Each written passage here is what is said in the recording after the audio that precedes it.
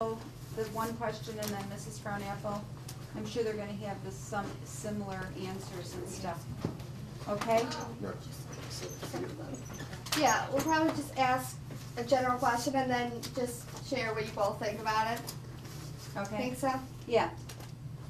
Okay. All right. Are we ready? Yeah. Did you hit the record? It's recording. Oh, okay. All right. Peace. We are at Orchard Park High School. The date is October 25th, 2006.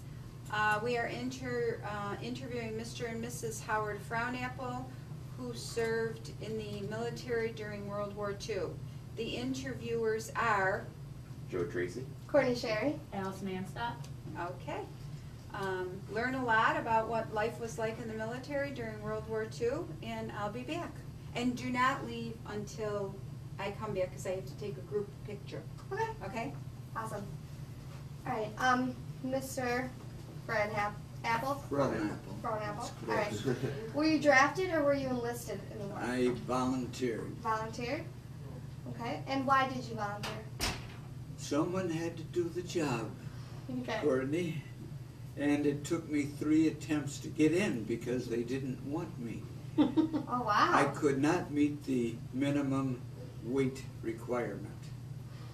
I circumvented this by, on the 3rd attempt, just before being weighed, drinking a quart of milk and eating a bunch of bananas, which just eased me over the line. And what about you?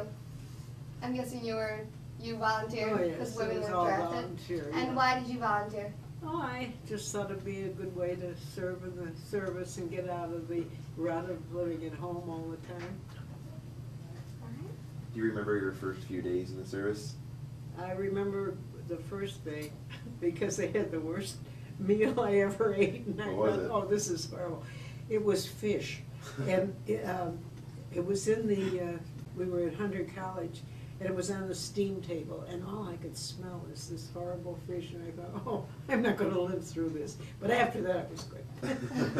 What about you? The first meal that I remember was at the training center in Nashville, Tennessee, and we were on a dirt road lined up for about 3 blocks, went up a hill to the cafeteria if you will, and the word came back that we were going to have, of all things, fried oysters. Now, for a naive person like myself, never having enjoyed these, I gritted my teeth and said, Howard, this is the point where you've got to make up your mind. So at that point, I decided no matter what they served, I was going to enjoy it. And that's pretty much the history of success at the dining table. Tell me about your training experience. The classification for aviation cadet service, which is what I ended in, is very profound and very detailed. They examine you not only mechanically, but psychologically, and such things as whether you could hold a pen pointed at a ring so that it did not touch the side of the ring, which would set off an alarm. They tested your nerves, in other words. Mm-hmm. Do you remember any of your specific instructors? After we were assigned classes, there was a Lieutenant Lee that I remembered, a real gentleman and a real good instructor who led us in a battle against the New York cadets. Because we who were only high school graduates felt that we were maybe not equal to the task of graduating from our training. However, that incentive caused us upon, if you will, graduation day to exceed the smart guys from New York City. we all enjoyed that kind of repertoire, if you will. Mhm. And what was your training like? Well, actually, I just went to boot camp, which was giving information about the Navy. Okay. This was the 3rd Regiment, so they were in great need of people on the base. Mhm. And I had yeoman qualities, or secretarial, so they just kept me there. Gave me a rating, and that was it. All right. How did you stay motivated while you were in the war? Motivated. Like, happy that you were there? Like, did you ever Oh. get down and you're like, I wish I was Oh, home? I enjoyed it very much. Did you? I was very lucky in having nice roommates and nice people to work with, and we all got along very well, and it really was a fun thing. What about you? Repeat the question. How did you stay motivated during the war? Did you ever see combat? Were you ever? Yes. Was there ever a time that you wanted to just go home because you were sick of it? No, Never? never. Wow. So you enjoyed? Only when the job was done, and we did it. All right. Yeah. How did you guys like entertain yourselves? More? That's a leading question, so I'll give you an opening. We were in England, outside of Tipperton, and we lived in Nissan huts.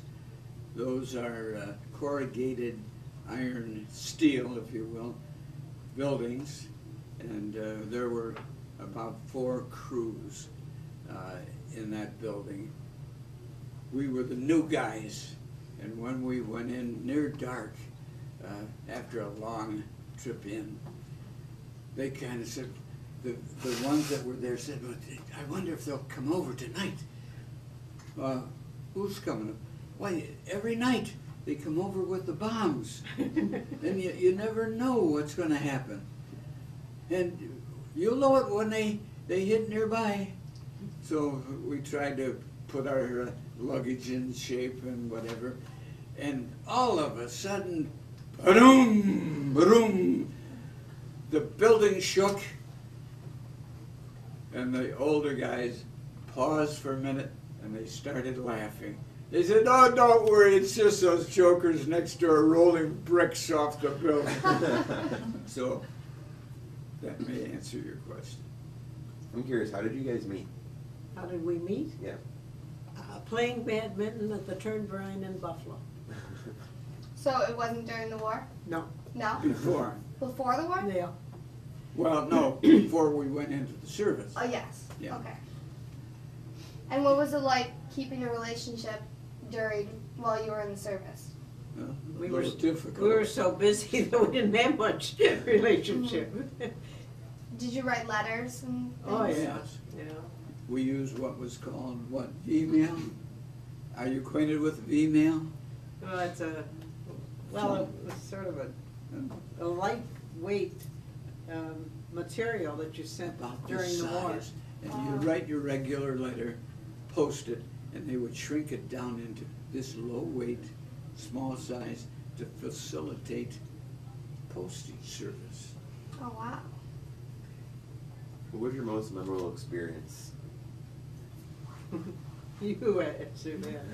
I can answer that. Also, what determined my getting out of the war.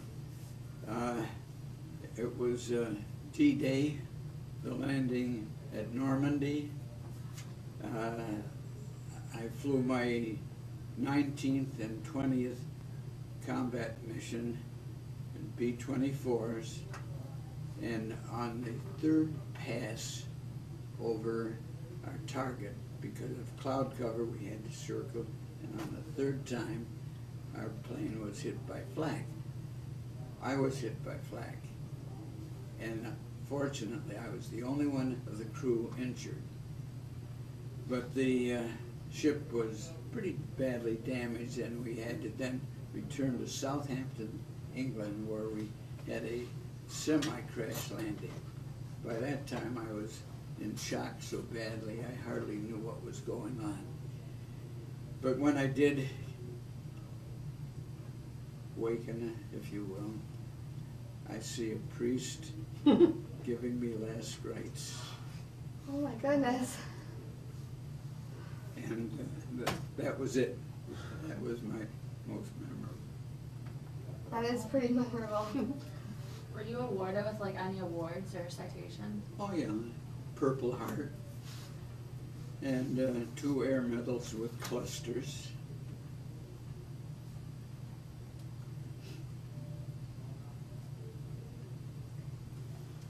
And New York State was kind enough to award me the, what do they call that? The Conspicuous Service Award from New York State. Do you recall any particularly like funny or unusual events that happened while you're?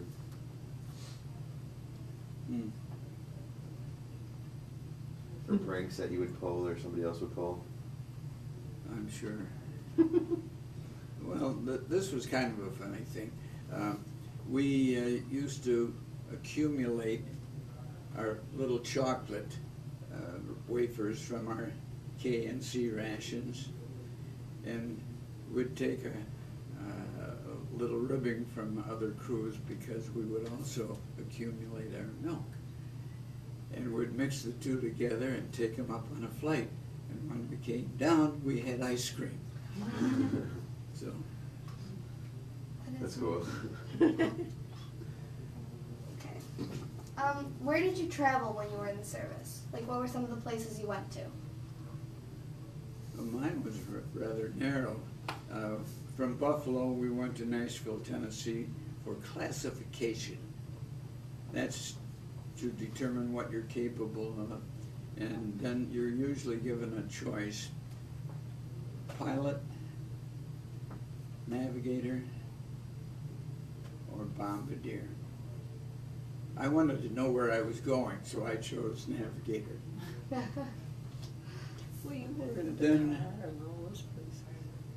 Oh yeah, well, I don't know that they went there. On the way, after extensive training in Monroe, Louisiana, I graduated with a commission, and then we were assigned overseas.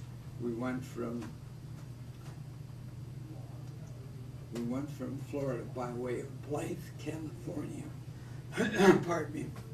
The world's healthiest air base, because it was so dry and hot, nothing could live there. Then we flew down to Venezuela, South America, to Fortaleza, South America, flew over the South Atlantic to Dakar, Africa, over the mountains there to Ireland. Oh, I can't think of the name of it. We went up to Ireland and Scotland for modification of aircraft. In other words, they updated the aircraft. And then from there to Tiverton, where we were based and flew our combat missions. That's in England. That's in England. Yeah, that's all in England. And did you travel a lot? Only to visit him when I could get away. What happened on your first leave? He was in Monroe, Louisiana, I believe. Yes. Yeah. No, wait a minute. That was, well, anyway, I had to go first by subway, then I had to go by train, then I had to go by bus, and then I had to go on a little ship across. This was in Newport News, Louisiana. And there were no seats. I'm looking for a seat. I finally found one. I sat down. Well, everybody's looking at me and laughing, and I wondered what the heck. It seems that back then I wasn't used to the South. The colored did not sit with the whites. And I was in the colored section. So I got up and left. That's funny. I wasn't used to that. How often did you get to visit him? Oh, maybe at the most 4 or 5 times. She had good roommates, so they covered. Yeah, for I her. went AWOL more She than went once. Did either of you keep a personal diary? No. No, No. no. Oh, where was your favorite place to stay? Well, home. Oh, no, well, no. other than that.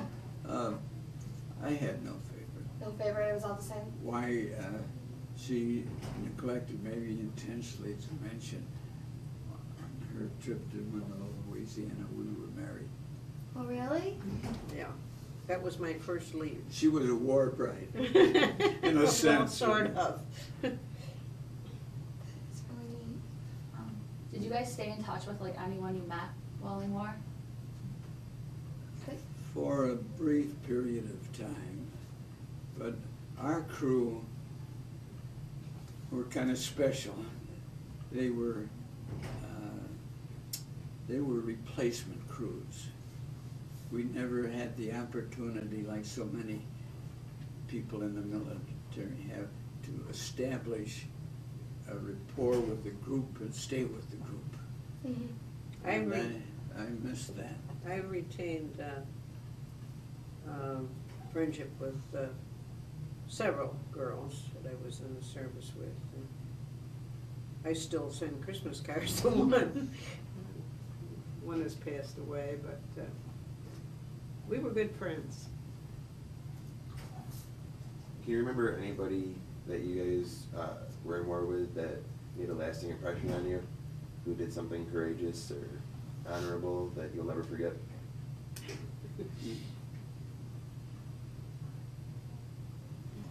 Well, I don't know. Well, you're all courageous. my Right. pilot was an exceptionally skilled person, and the fact that he was able to bring that plane back and set it down after being hit during Normandy, during that period, just remarkable. I'll never forget it. How did you guys stay in touch with like your family back at home? By correspondence. We had no email, cell phones, or anything of that sort. Did either of you keep anything with you to like remind you of home, like an item or a picture? I Not don't really. think so. We weren't great for that sort of thing. Do you ever feel like really pressured or really stressed sometimes? Like I'm sure you were, but was there anything that really like just got to you? You like having mental breakdowns or? Better not. No.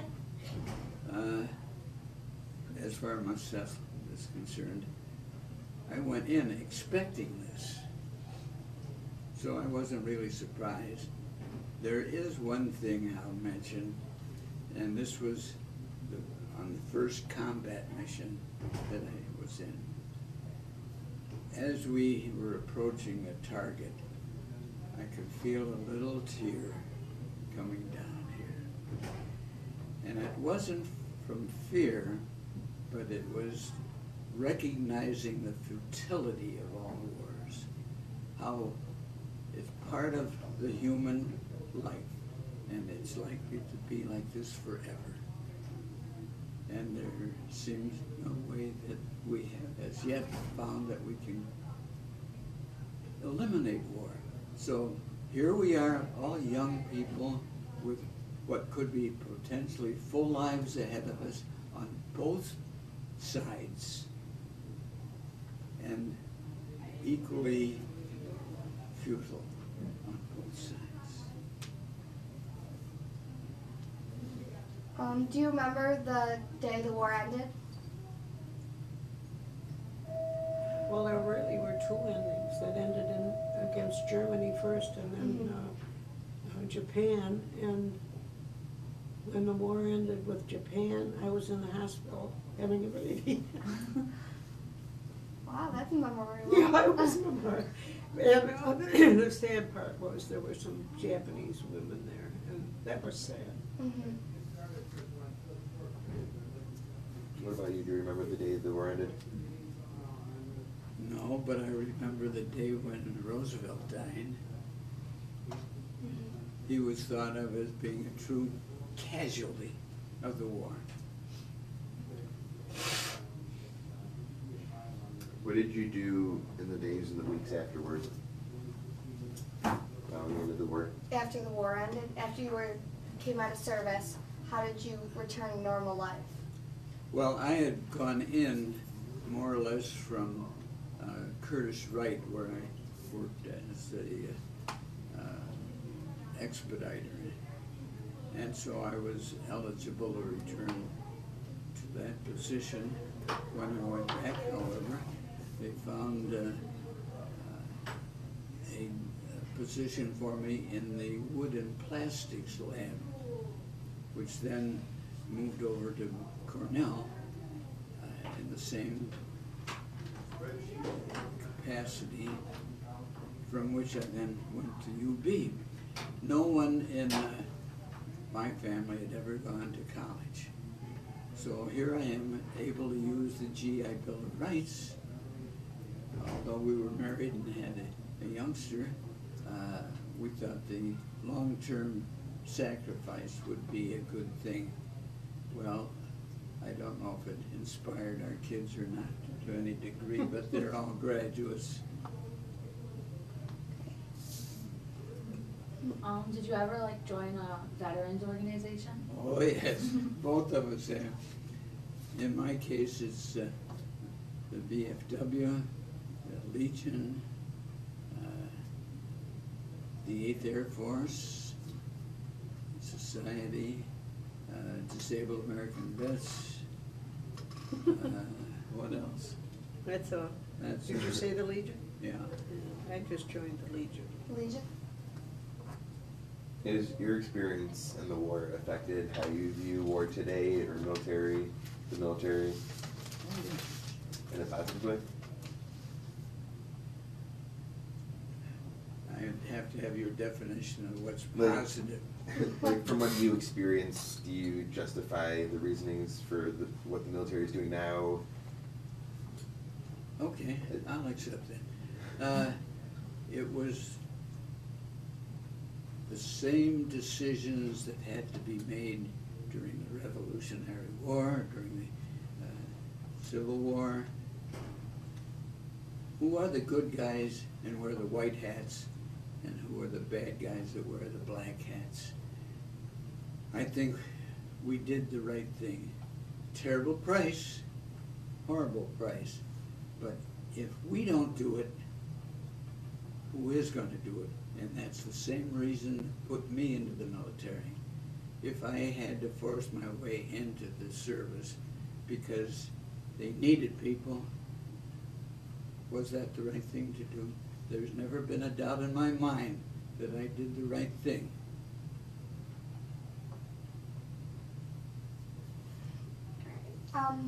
I see you brought pictures and things. Do you Yes. want to tell us about some of them? My wife will, that's her part. Well, we're moving 1st of November. I have everything packed, and this is the only thing I came up with. And this was our wedding picture, if you will. We were married in Mama, Louisiana, and I went there on my first leave, and he was still in navigation school, so he only had 1 day off. And that's when we got married. And I didn't know anybody, of course, so we had an all-male wedding. There were no girls at my wedding. And when I went to the priest, he was typing up the wedding license, and he was getting me married to the best man. So I said, that's wrong. So he says, well, you type it. So I had to type up my own wedding license.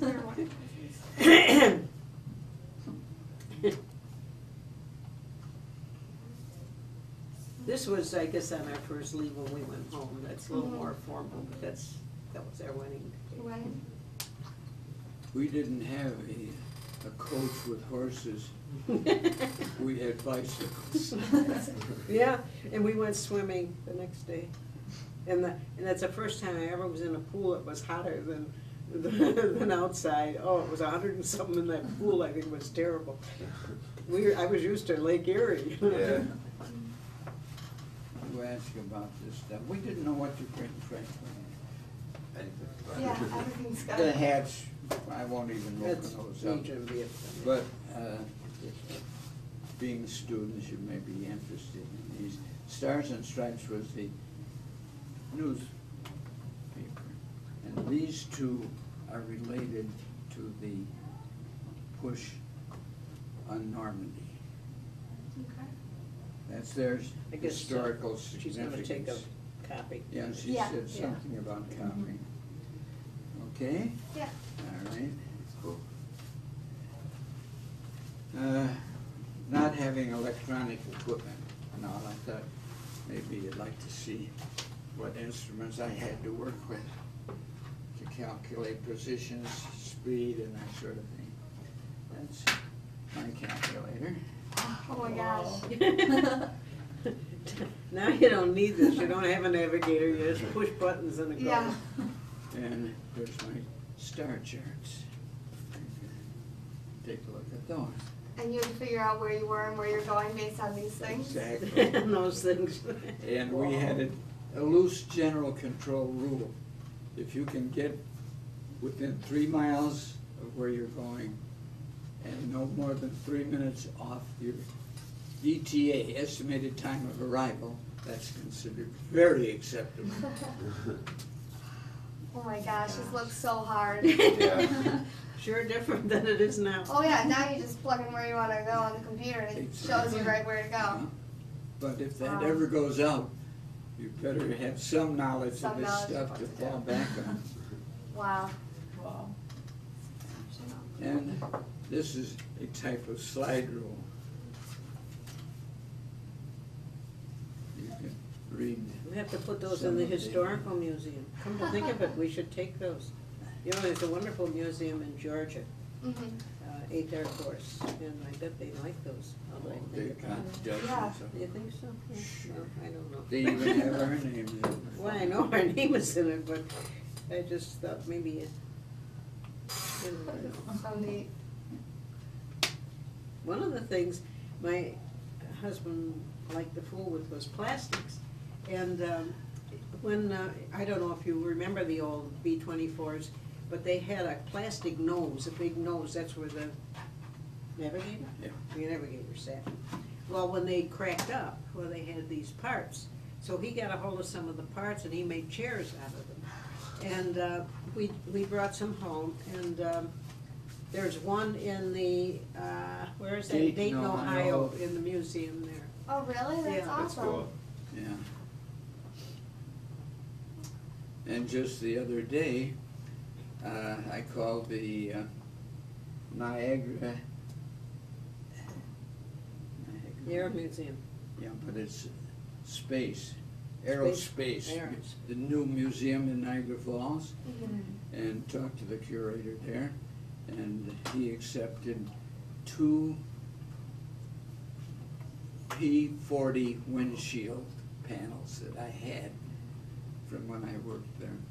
This is a shape like so, that thick, bulletproof, that was right in front of the pilots. Mhm. And I just stuck them away, and now moving we came across it. Plus I had 4 panel pictures of when I was at Bell Aerospace. One was the X-22A, that's that 4-ducted ship, aircraft, experimental. 2 ducts in the front, 2 ducts in the back. It could rise straight up, couldn't revolve forward and back. And another was the air cushion vehicle, which you can fly just by the lift of pressure of air from this thing. That'll hold you over the surface of the water, and you can scoot around with it, and it will go over flat land. Okay, and third one was a moon vehicle. And let's see, what was the fourth one, people didn't generally know this, but Bell developed systems for various purposes, and they had developed this system for flight control on aircraft carriers. So they accepted those, and I expect they'll be on display down at that museum. one of these That's days. cool. The only remaining thing is this, and the reason I brought it in is because I thought you might have seen the memorial at Veterans Park Mhm. that has this plaque. I wrote this, Did you? and I was the person who organized the drive which produced that stone with the bronze plaque. Really? Yeah. That's so cool. It took some doing because I wanted both the Legion and the VFW to back it as a united veterans thing. And the message on the bottom here is slanted toward young people. All this, and then further, these efforts have provided the opportunities also to display their patriotism and to enhance our American way of life. Trying to indicate to the young people coming along that they too have their obligation. How has the service affected your life? Markedly. Well, it's, I would say generally in a favorable way. It certainly matured both of us a great deal. It gave me an education, both in the military and post-service, that I never would have had otherwise. Never expected that. But I could see the spillover in this respect. I'd heard people say, well, hey, it's costing the government all kinds of money to put you guys into college, and look at the expense and the payments you get. Then I back off and I think, yeah, but what was the return that they got? In our case, we had 5 kids. Those 5 kids all have at least a bachelor's degree. Most of them have masters or more. They've already One had is a doctor. one, yeah. David's a doctor. Our eldest is a retired Air Force person. Holly is a retired principal of school. Diana is special ed and retired. And that's about it.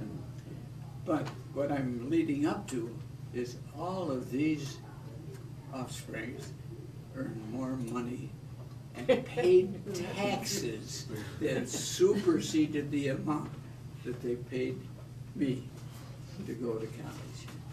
In other words, the government got a good and is continuing to get a good return for their investment. Yeah. Yeah. Is there anything you want to add that we didn't cover? You 3 people do a fine job of interviewing. Yeah, Thank do. you so much. That's great. It's wonderful that you get into this. It's marvelous. Everyone's happy to and then we can talk some.